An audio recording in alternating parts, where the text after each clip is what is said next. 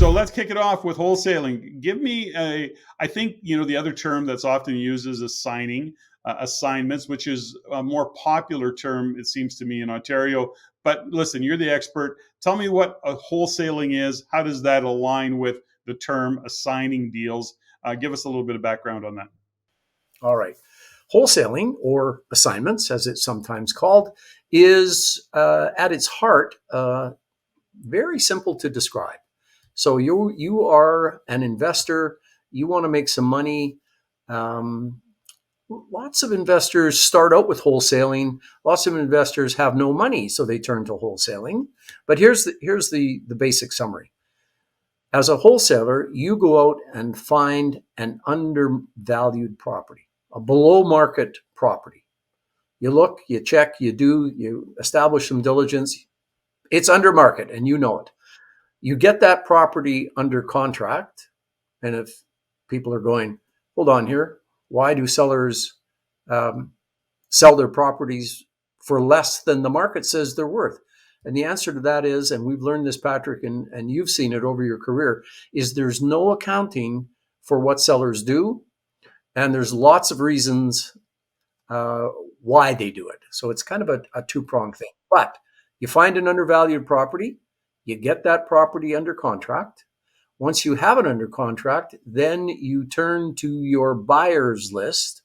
This is a list of people who are looking to buy properties, who don't want to do the hard work of finding properties, and who would be interested in buying your property. So you get it under contract, you turn to your buyer's list, and you tell them you have this property available.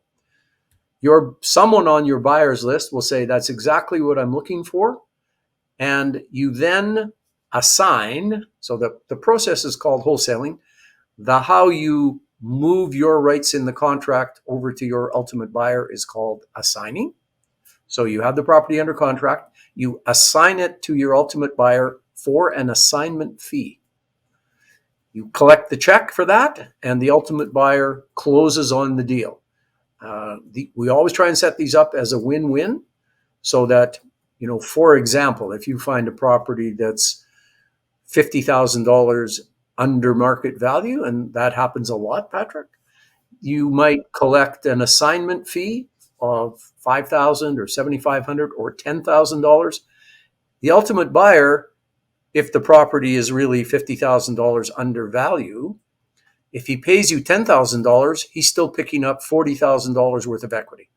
So that, in a nutshell, is how it works. Well, the real power that I'm hearing in this particular strategy as well, Barry, is that number one, if you're going into the game and you're trying to generate some income, you don't have a lot of money to, let's say, invest in real estate, but you do want to drive income in a real estate world because you're familiar with that world perhaps, or you have an interest in it. This is a way for you to drive income today. It's not a future state. It's like, okay, I've got this deal under assignment, and all of this can happen within a few short weeks, and can happen pretty quickly, so that you're actually putting money in your jeans, so that it becomes working income for you today. Is that a fair statement? It is a fair statement. It's what we call one of the rapid cash strategies. It's rapid cash. Buy and hold. I mean, we all love buy and hold. Patrick, you and I and Donna all have lots of properties in our buy and hold portfolio. But that is a long-term project. Long-term, you're looking to pay off a mortgage in 25 years and have a clear title property and have lots of cash flow from that. That is not rapid cash. That's not rapid. That's not rapid. It might be great long-term, and we all do it, but it's not rapid. So yes, wholesaling / assignments is a way to generate cash right now.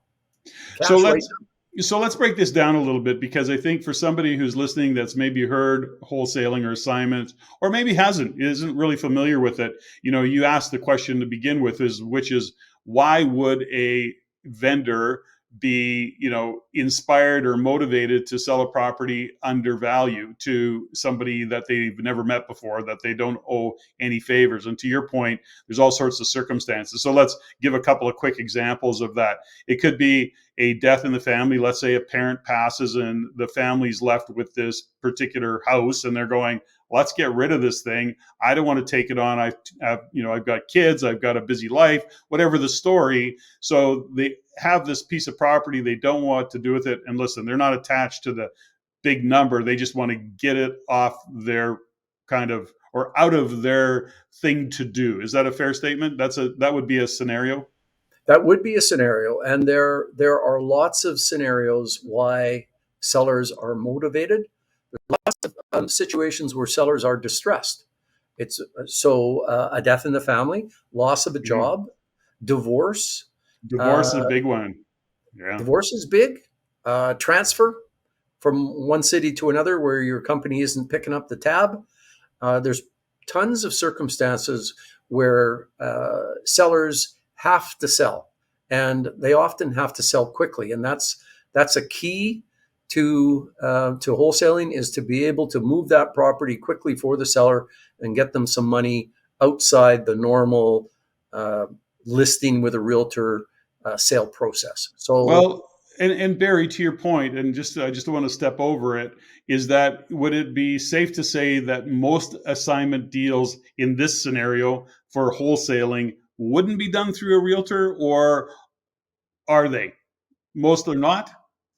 um, there are it depends which end of the wholesaling game you are in. Mm, So, wholesalers really divide themselves up into kind of three categories. Folks who do a deal every once in a while, they know about the strategy, something comes across their desk.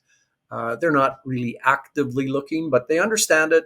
They're doing other things in real estate, so they have the odd opportunity and they do something with it. At the other end of the spectrum, and it'll answer your question, are people who have decided that wholesaling is what they want to do, and they scale up the strategy so that they are making uh, many offers in any particular week. And usually, when you're doing that, you're using a realtor.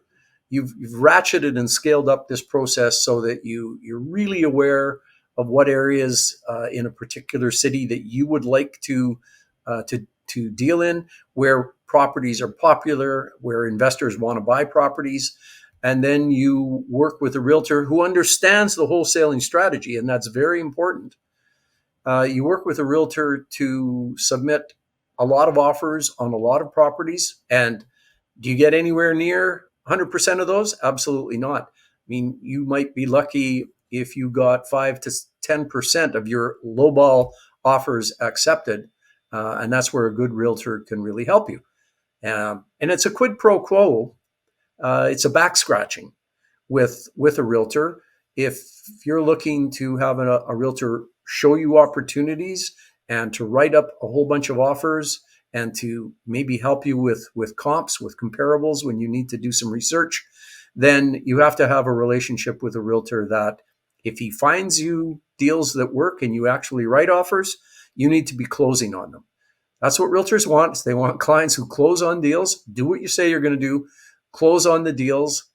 And if you happen to be a rehabber, sometimes the realtor might get the listing coming out the other way. So, yeah. Go yes, ahead.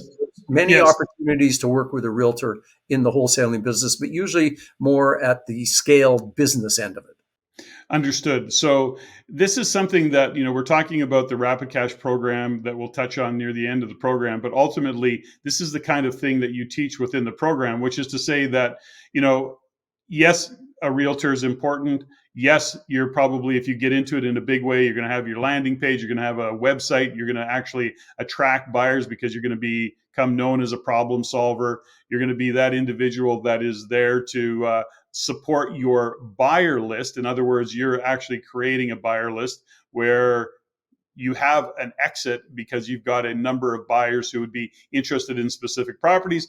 And because they're sharing with you what they're looking for, that's what you're looking for. So I don't know, is it fair to say, or is it minimizing it to say that you become a bit of a bird dog for your buyer list?